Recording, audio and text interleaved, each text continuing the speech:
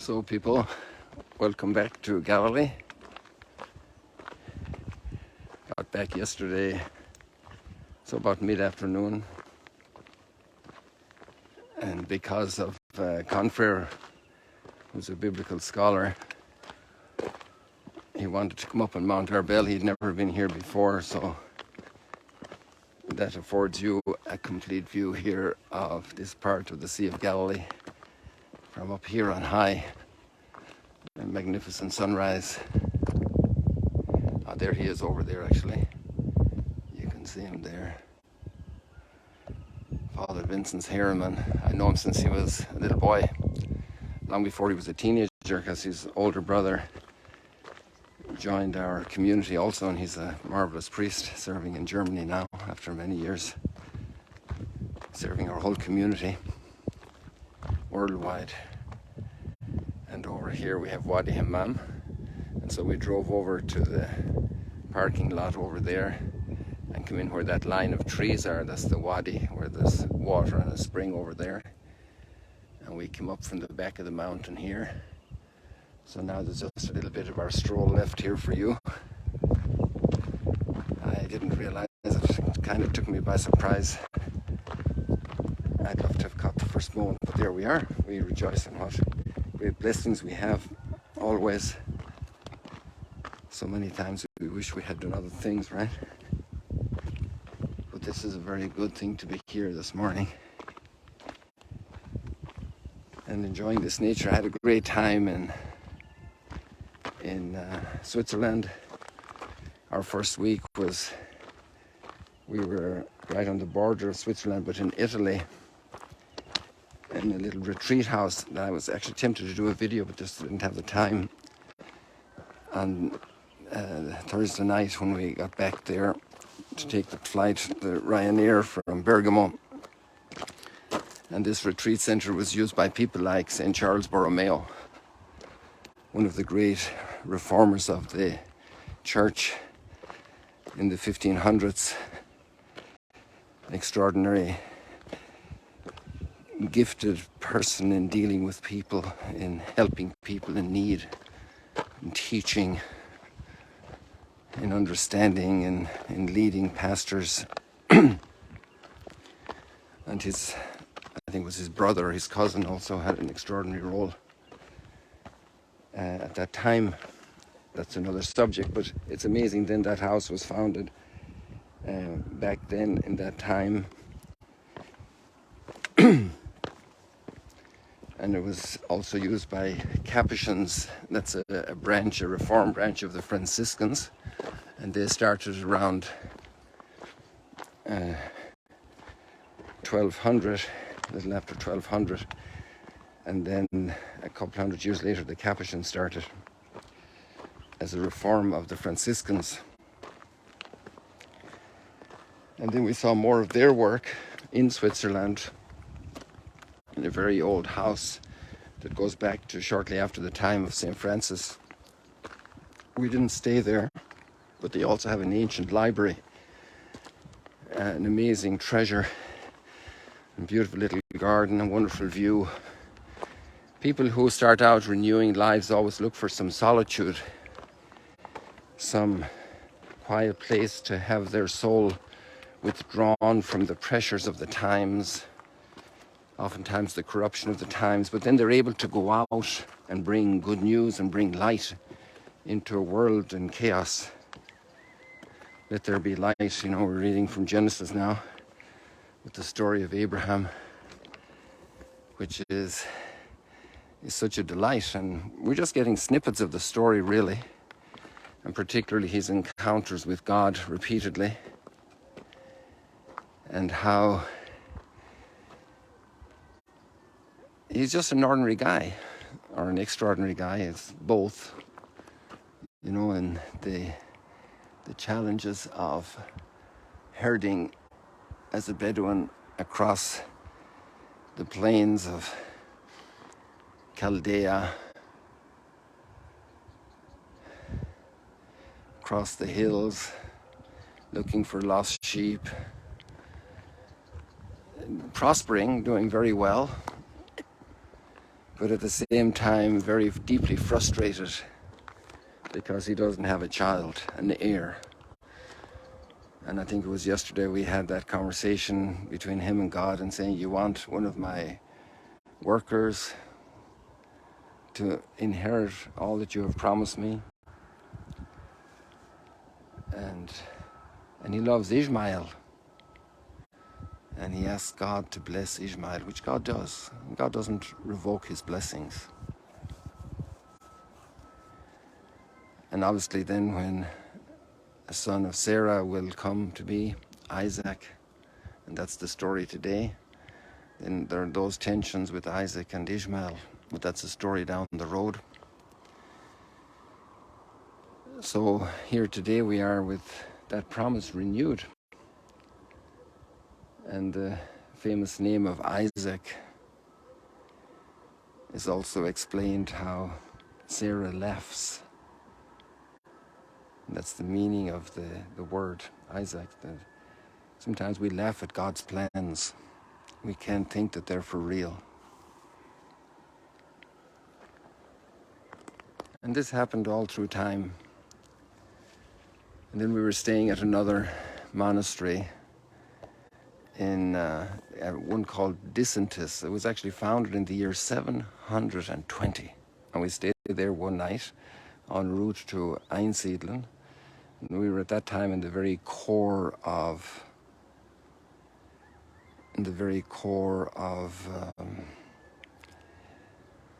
the historical Switzerland, in the very first cantons that came together, which eventually developed into what is modern Switzerland. Imagine being in a monastery that was founded in 720. And then we went on to a much younger one, which was founded in 934. 720 is about the time the Muslims came to Spain. And 934 is before the schism with the East, as one of you guys commented when I posted some videos about that. And by the way, a technical note, we're having lots of problems, or at least I am, with my incompetence in successfully posting the videos on Instagram and Facebook, which cuts down the videos for some reason because they're pre-recorded and they're cut down to, 10 or 15 minutes or so. So then I did longer videos too, very interesting interviews with Father Philip and Father Thomas, and I posted Father Thomas's yesterday, and maybe it's even up a couple of times. I might have to delete one because it gets cross-posted from Instagram. So, but I really encourage you to look at the videos, even briefly, look at snippets of them and fast forward and see pieces of them. It's just amazing, that culture. And there what Abraham started, and Sarah and Isaac, a promise that God gave them. And there we see that in a track of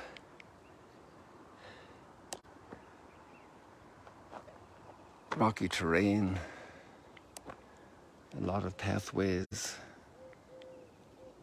of history, and reaching into the core of Europe through these monks, going as hermits into woods and having a life of prayer, suffering martyrdom occasionally.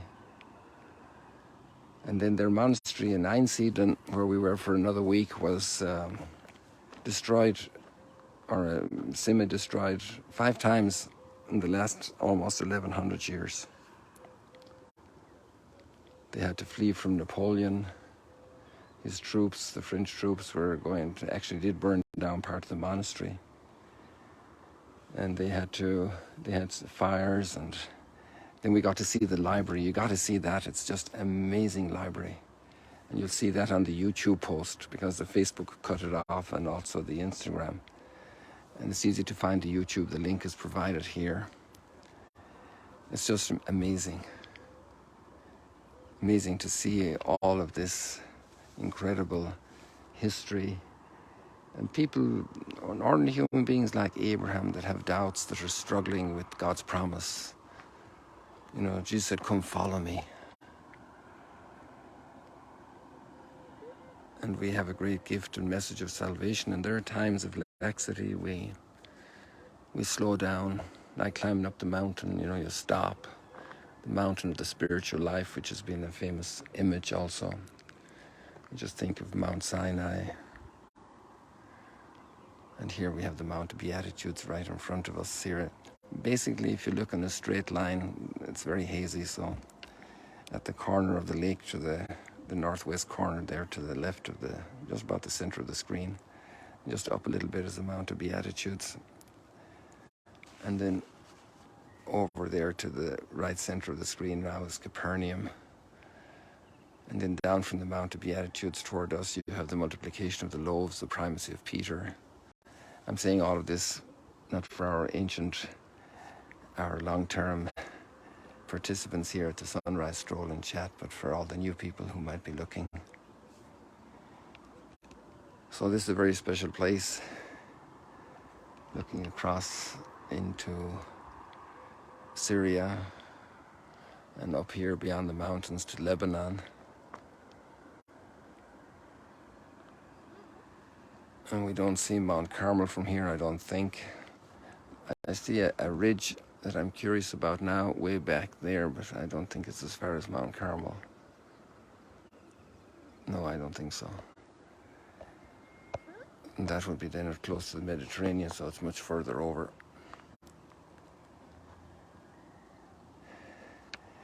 You know, all the practical things that happen in today's reading, the act of hospitality. Abraham has these three visitors, this famous biblical scene, and he offers them hospitality. The first gesture comes from him. Well, the first thing is that they came and stopped under the oak tree at his place, you know, at his tent. But then Abraham offers hospitality, some water, traveling in the hot desert, some water. Hospitality. We all have gestures of hospitality. So many people come into our lives, they visit, even if it's a worker coming in to fix a refrigerator or a pipe or fix a window, or somebody that helps us to repair something or to assist with tutoring. Hospitality, to receive the guest.